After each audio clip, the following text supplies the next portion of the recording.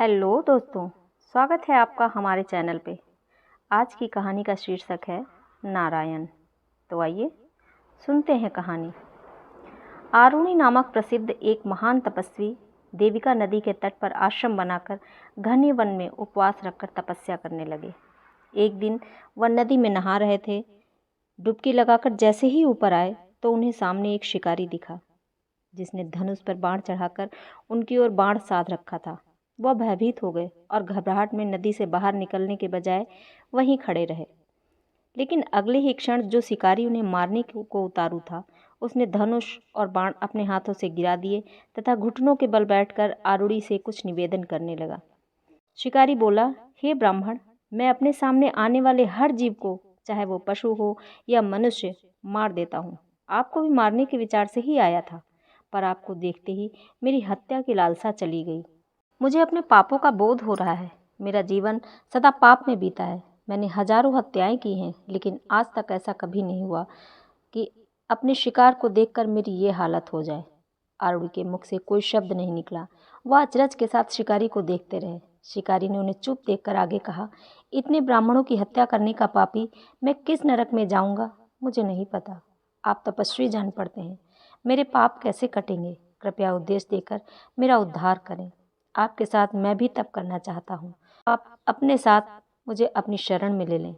उस दिन से शिकारी उनके पास ही ठहर गया। वह आश्रम के बाहर पेड़ के नीचे रहता और नदी में उसी प्रकार स्नान करता, जाप करता, जैसे कि आरुणि किया करते थे। इस तरह दोनों का धार्मिक कार्य चलने लगा। कुछ दिन बीत गए। एक दिन की बात है, आरुणि स्नान करने नदी में गए ही थे कि उधर कोई भूखा बाघ आ निकला। उसने शांत स्वरूप मुनि को देखा तो सहज शिकार समझ उन पर झपटा। उधर शिकारी ने भी बाघ को देख लिया था। उसने झट तीर चलाया और बाघ को मार गिराया। मरने पर उस बाघ के शरीर से एक पुरुष निकला और वो हाथ जोड़कर खड़ा हो गया। असल में जिस समय बाघ आरुणि पर झपटा था, उस समय आरुणि की निगाह बाघ पर पड़ गई। मारे घबराहट के मुनि के मुख से अनायास ही ओम नमो नारायण का मंत्र निकल गया। बाघ के प्राण तब तक उसके कंठ में ही थे। उसने यह मंत्र सुन लिया। प्राण निकलते समय केवल इस मंत्र मात्र को सुन लेने से वह बाघ एक दिव्य पुरुष के रूप में बदल गया। हाथ जोड़े हुए उस पुरुष ने आरुणि से कहा, हे ब्राह्मण, आपकी कृपा से मेरे सारे पाप धुल गए। अब मैं श्राप से मुक्त हो गया। अब तो मैं वहां चला जहां भगवान विष्णु विराजमान है। आरुणि ने उस पुरुष से कहा, तनिक रुको नर, तुम कौन हो? तुम बाघ से मनुष्य कैसे बन गए? मेरे इस प्रश्न का उत्तर देने के बाद तुम जहाँ चाहे जा सकते हो।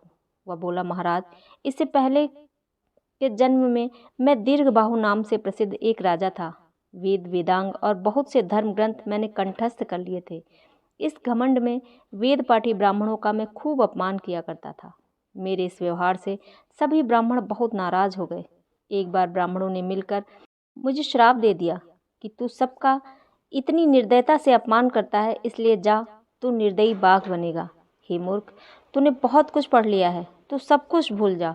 अब तो नारायण का नाम मृत्यु के समय ही तेरे कानों में पड़ेगा। श्राप सुनकर मैं उनके पैरों पर गिर पड़ा।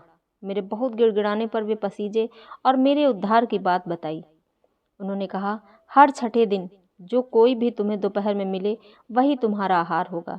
शिकार करते समय जब तुम किसी ऋषि पर हमला करेगा, उसके मुंह से नारायणाय का मंत्र तेरे कानों में पड़ेगा, तब तुझे मुक्ति मिल जाएगी।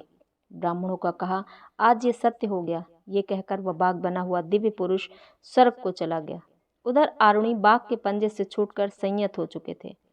चूंकि शिकारी ने आरुणि के प्राणों की रक्षा की थी, इसलिए आरुणि ने उससे कहा, हे शिकारी, संकट के समय तुमने मेरी रक्षा की है। वत्स, मैं तुम पर प्रसन्न हूँ, वर मांगो।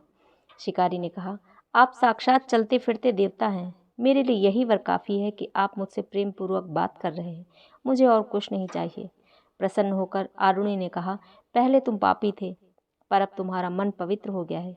देविका नदी में स्नान करने तथा भगवान विष्णु का नाम सुनने से तुम्हारे पाप नष्ट हो गए हैं। तुम यहीं रहकर तपस्या करो। शिकारी बोला, मेरी भी यही इच्छा थी। आपने जिन भगवान नारायण की चर्चा की है, उन्हें मेरे जैसा मानव कैसे पा सकता है? ये बता दें तो यही मेरा वर होगा। आरुणि ने कहा, झूठ मत बोलना और नारायण में अपना मन लगाए रखना। इस तरह तपस्वी बनकर जप करने से भगवान विष्णु को पा सकते हो। ये कहकर वरदाता आरुणि वहां से चले गए। तो ये थी हमारी आज की कहानी। अगर पसंद आए तो प्लीज़ कहानी को लाइक करें, चैनल को सब्सक्राइब ज़रूर कर लें। धन्यवाद।